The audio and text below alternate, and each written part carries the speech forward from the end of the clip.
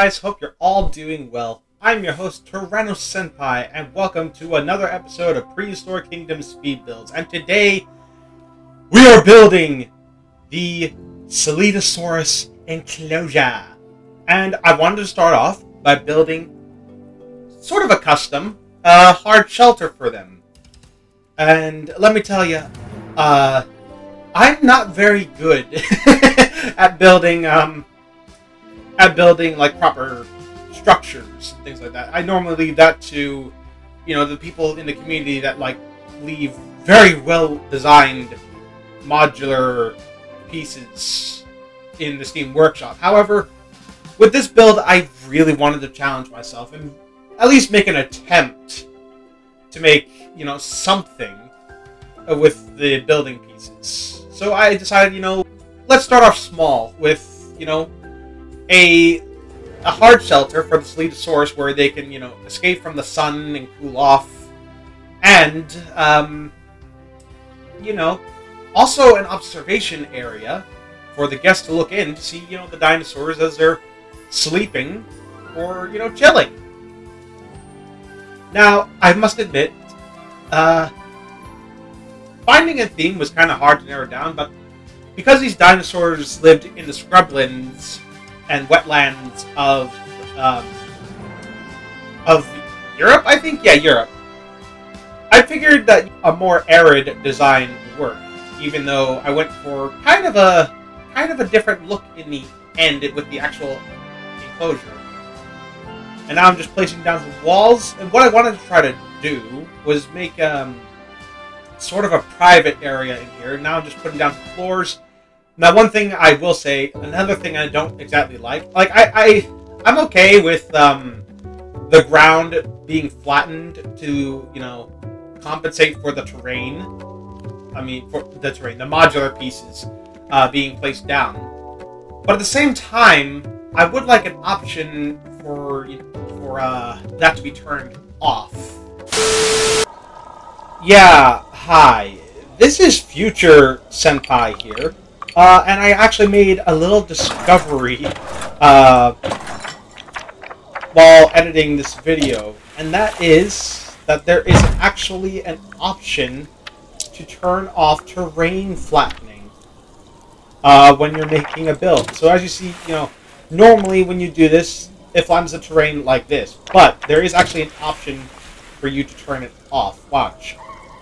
So this little button here flattens the terrain under modulars and flat floor pieces. That's what that did.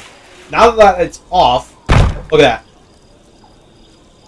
So this whole time, I could have done this.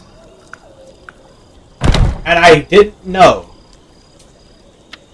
So, yeah, it is a feature in this game. I'm just incredibly stupid. So, I apologize to anyone who in the development team that saw this, if any of them watch this, or anyone that knows this feature and are just now screaming at me in the comments, yes, I now know that it is actually a feature in the game. Please don't come for my head. I now know that this is possible. I put down a border, so it doesn't look so bland. And I also make the gallery double glass because Scelidosaurus, they're not exactly that small. They're actually quite sizable when you see them, and I'm imagining with all that weight they could probably shatter glass very easily. So I reinforced it, you could say, by making double pane glass.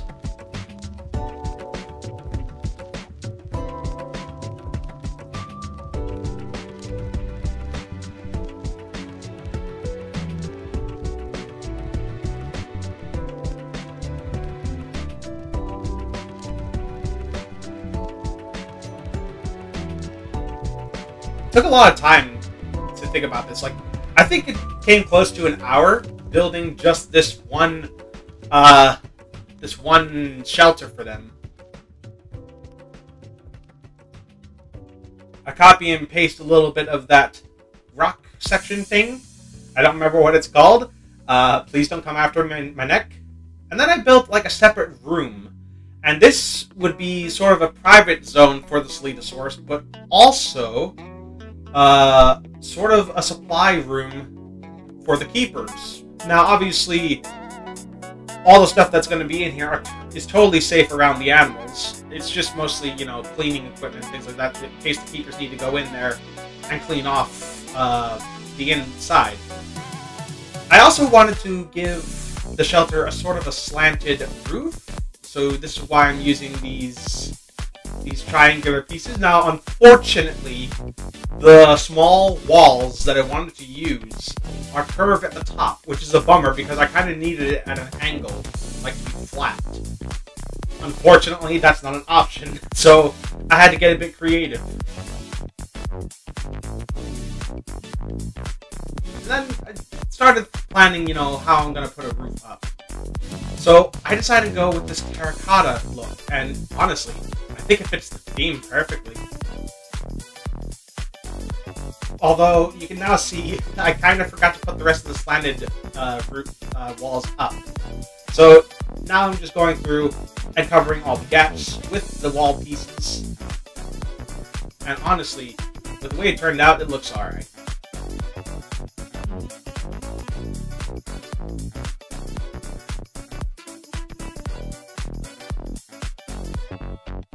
Next, I put on some of the edge pieces. Again, I had to get creative because apparently there's no diagonally shaped roof boundary, so I kind of had to make one. Which is, you know, not that hard to do. Just angle it properly and then stretch it, and then there you go, you're done. And then copy and paste it to whatever side you need it on.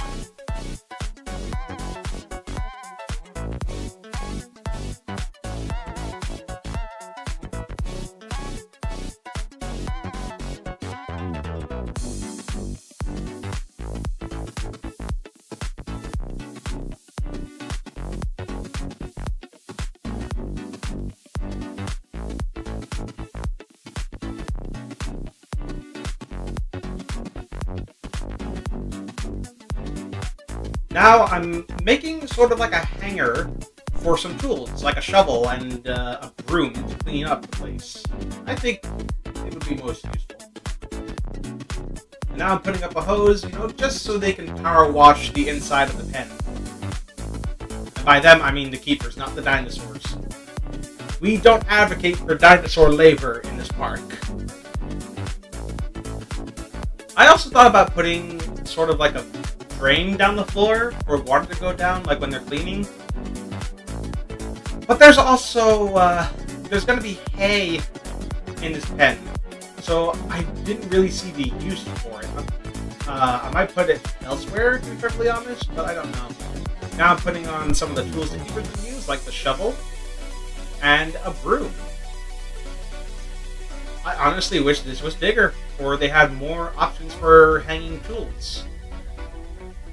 And I also put down some buckets, you know, for the keepers to come in when they need to refill the feeders or when they need to clean up the messes that the animals will inevitably make. See, look, that broom is occupying 3 racks. It's kind of crazy. And I kind of experiment with this for a little bit, like putting up a door on it. Obviously, this didn't. It's not wide enough, and I really wish it was. Because look at that, it looks super stretched.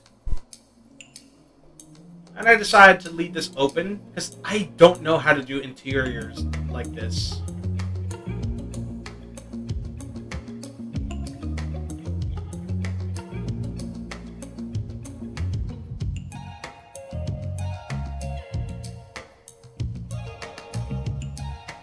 I also got the idea of putting up murals along the sides of the shelter, but they don't really work out for me. Mostly because there aren't ones that are small, like bits of the wall that we have already in the in the shelter. So ultimately, I try to work with it. I try to be creative. but it just doesn't work. And also, you may have just noticed, or maybe you already have, but one wall is actually poking out a little bit, which is why you see me pulling some parts of the mural out. Obviously, I go back and fix it, but you see the problem. Like, I can't fit it over all the way. And I try to put it on the inside instead. But again, I can't do the whole thing because of that door.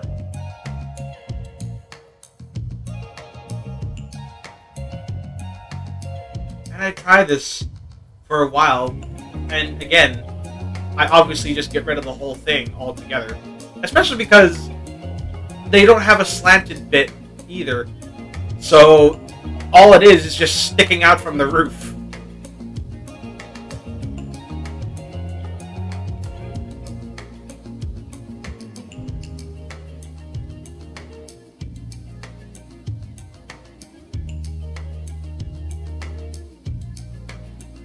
Now I'm just putting up a fence around the path, you know, because you gotta keep these animals contained. And again, I really hate making curved fences along a path, because I want to be so precise every time, and the game won't let you be precise.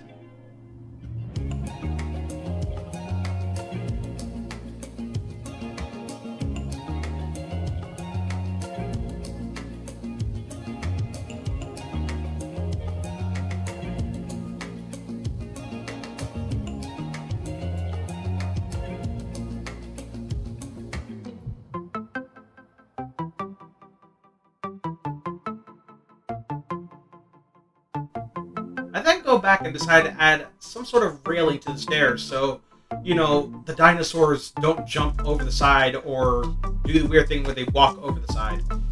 You know, give them an actual path for them to follow. So I put down some bamboo and make a custom railing for the stairs.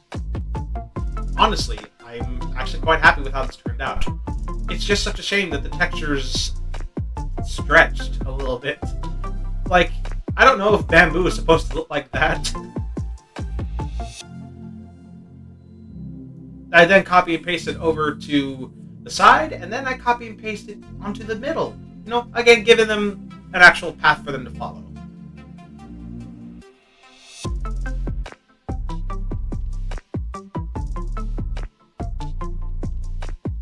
And there I go, putting up the last wall, you know, making sure it actually is even.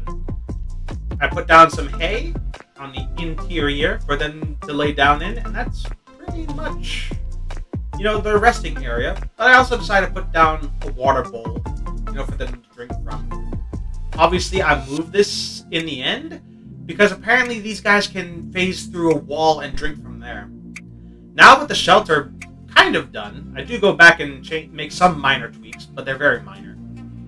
And I start making the actual environment, starting with some scrubland grass. And now, we can make some Scelidosaurus. I plop them down, picking the biggest ones and the more colorful ones. I ended up having 2 of them in the end. And then I, you know, select the females. And look at the difference between the two. The males have more darker colorings. And the females, they're bright. They don't have that dark contrast that the males do. And I start spreading them out so, you know, they don't start colliding into each other or try looking for a path to get away from one another. And I learned right away that I'm not going to be able to build a whole scrubland sort of enclosure because these guys love water. So I decide to make a waterfall leading to a river. I smooth out the terrain so, you know, they can climb up there. And I play with this for a long time, trying to get it right. Before I'm finally satisfied with what I end up with. And also making sure that there are no visual glitches that can be seen. And now I'm putting down some rocks to make a waterfall ledge and all that stuff. Make it look natural. Well, as natural as a zoo can be. If I really wanted to go the whole 9 yards, I can make it look 100% artificial by putting like a sort of like a vent but like with water coming out of it. So it's like a water feature. I might do that for another build.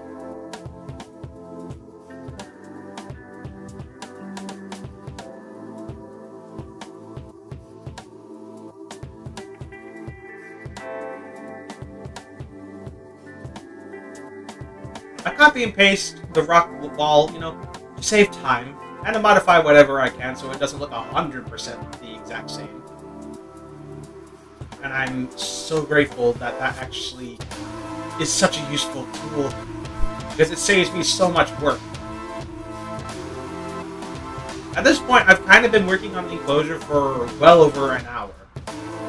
And now I'm putting in some water for them to drink from and to swim. And then I get the idea of like putting sort of like a small island in their in the lip of the river. Oh my god, I can't speak today. I think I'm like I'm speaking faster than my mind can keep up with. And I think it's just because I just had a cup of coffee before sitting down to record my voiceover for this. So I'm kind of high on caffeine right now. Oh god.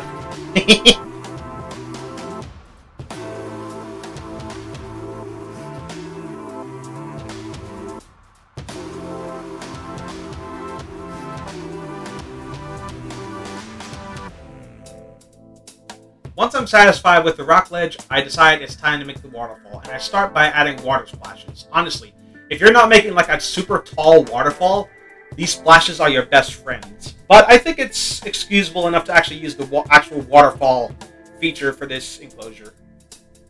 So, once I'm done with that, I decide it's time to make a feeder. And as I said before, I try to make, you know, a custom design for the feeders. And I don't know why, but I decided to go with these wooden archways. And the original idea was to make them like a circle like this, but I kind of like the idea of it actually being more of a weird shape, and I don't know why. But this shape reminds me of either a fish or an eyeball. I don't know what you guys are seeing, but this is what it looks like to me. Once that's done, I place it down, you know, somewhere where the Scelidosaurus can actually reach it. And, you know, that's basically their food and water sorted. I then try to make the island a little bit bigger, but as you can see, it really messes with the water textures. So I go back and correct it. And look at that. That one little Scelidosaurus is stuck on an island before I finally get rid of all that water because of the terrain sort of glitching out. I go back and basically redo the river, making sure I include the island once again. Again, that glitch in the terrain really drives me crazy. But obviously, I managed to fix this. And the Scelidosaurus can swim in it, so they'll be able to cool off in there. I then put down some rocks around the waterfall. Well, rock texture, excuse me. And I changed the rock ledge color to be, you know, matching with the actual rock itself. And it turned out okay. Next up is the sand, which is absolutely gorgeous. I love the sand terrain brush.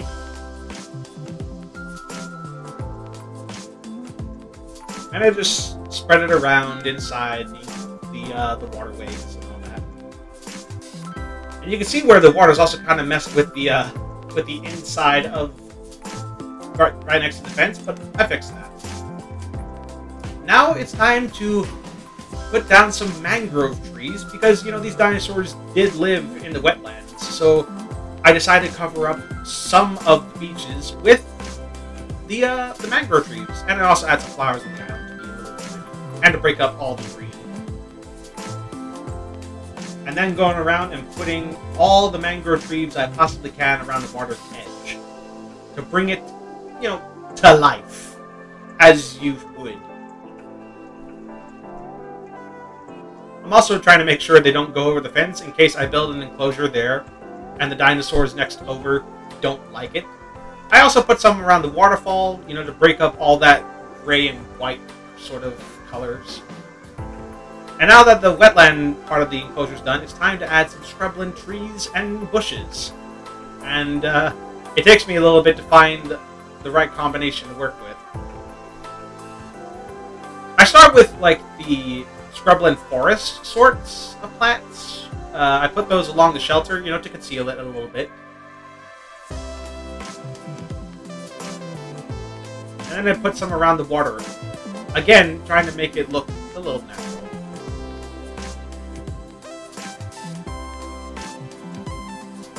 And now I'm going back and filling in as much of the blank space I can with smaller bushes. Not every enclosure needs to be covered in forest. And it does look a little bit bland without the bushes, so I thought this was a good call.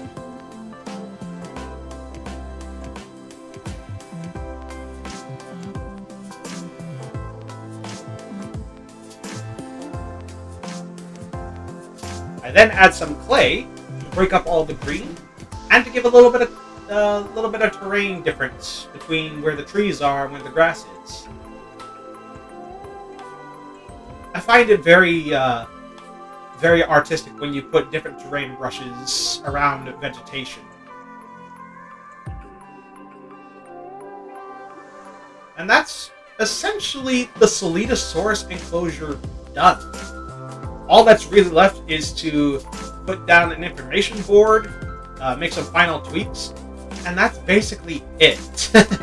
There's not much else to say, so I guess now we'll go ahead and hop into the actual enclosure and see how it turned out.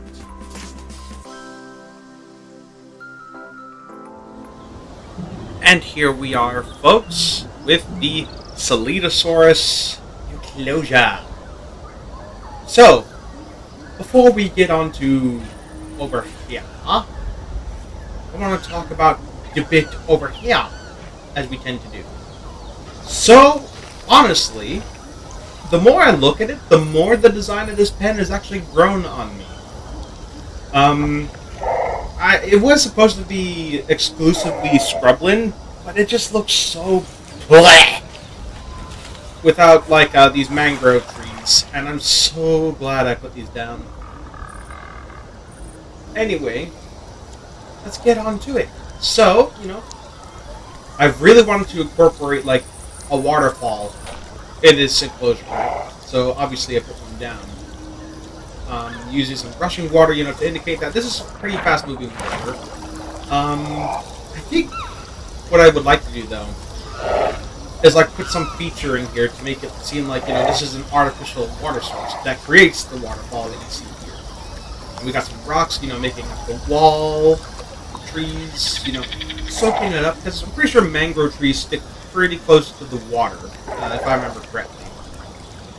I mean, that's why their roots are like this, so like they can, you know, be in the water and on land, and all that. But here we have the classic waterfall, which I absolutely love in this game. It's gorgeous, gorgeous, gorgeous, gorgeous.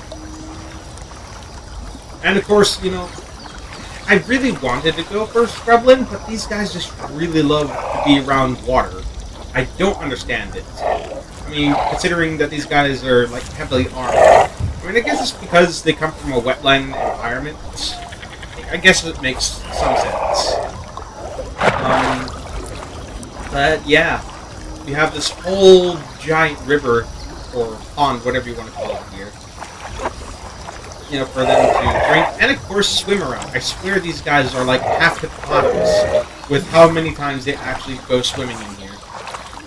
To the point where I'm wondering, like, if that's intentional, or if it's just because there's just so much water in here they have no choice but to swim.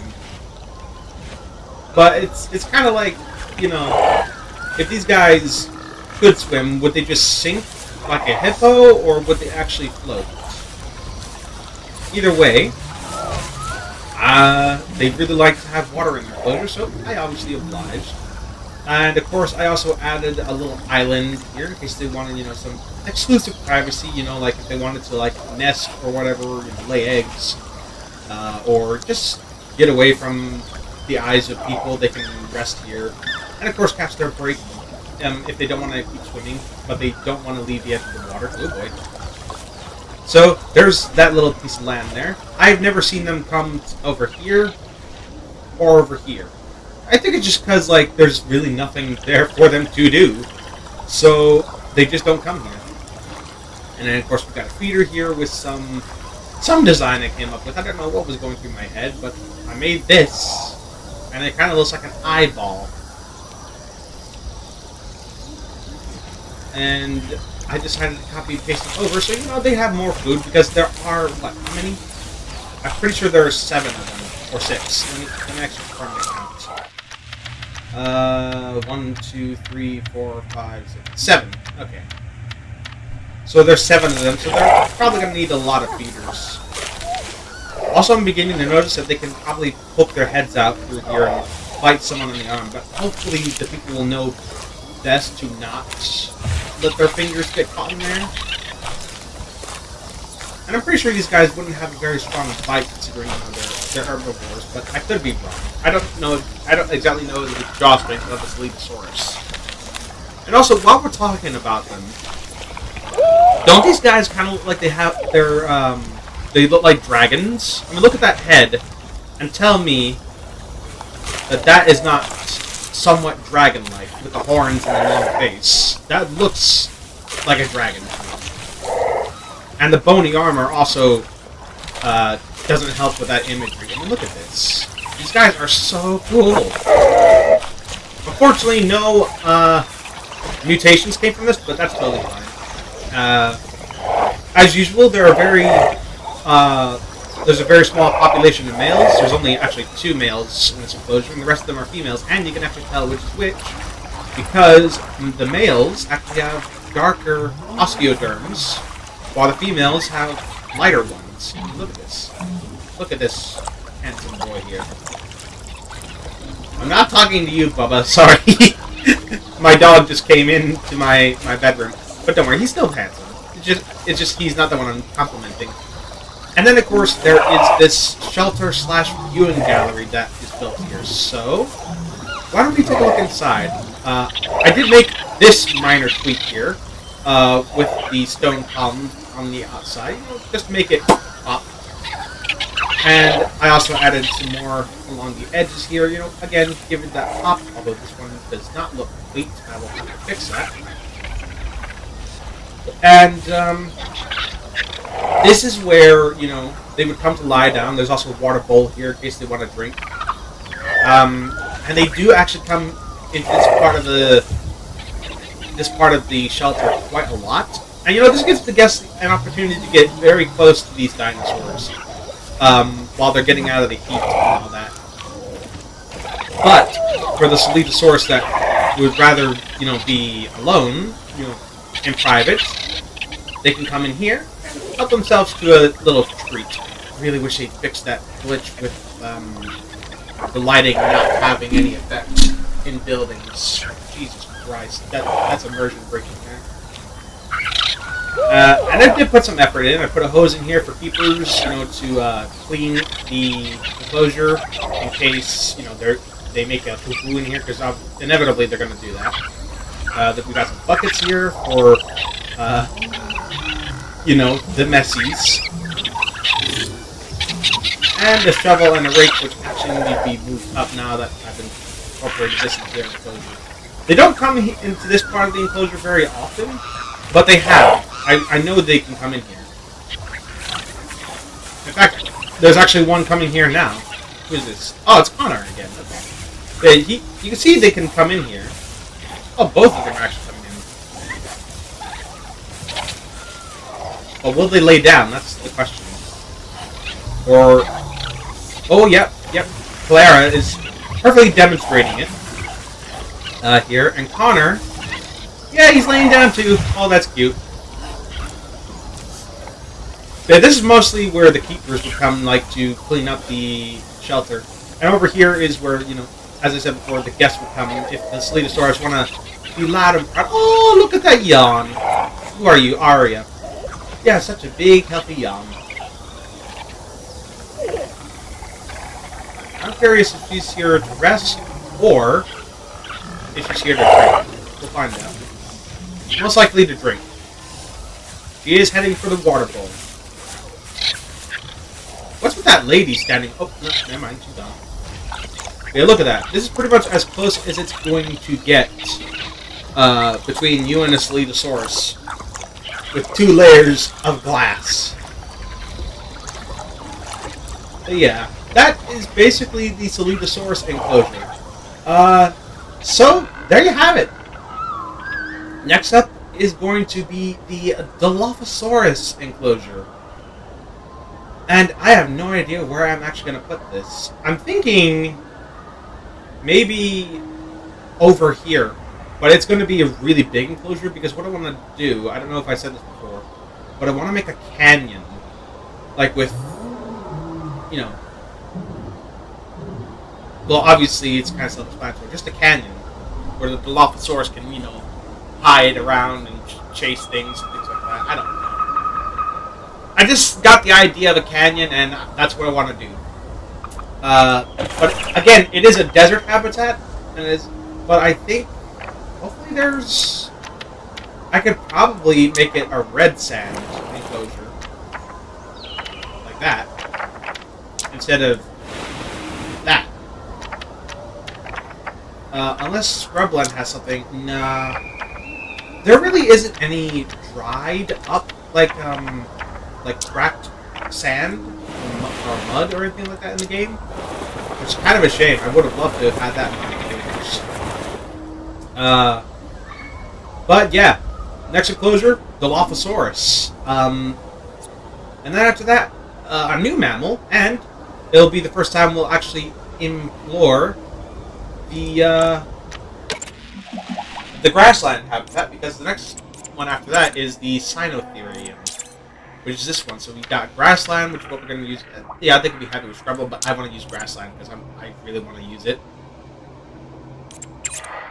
And then, you know, Dilophosaurus, which will have, you know, another desert biome. And also, I've noticed that all the dinosaurs that, well, actually, all the animals, I should say, because, you know, the cave lions in here. All the animals here are 2 stars. I don't have a 3-star animal, and shockingly, Dilophosaurus is 2 stars, which is just an injustice. It's at least a 3-star with how big it is.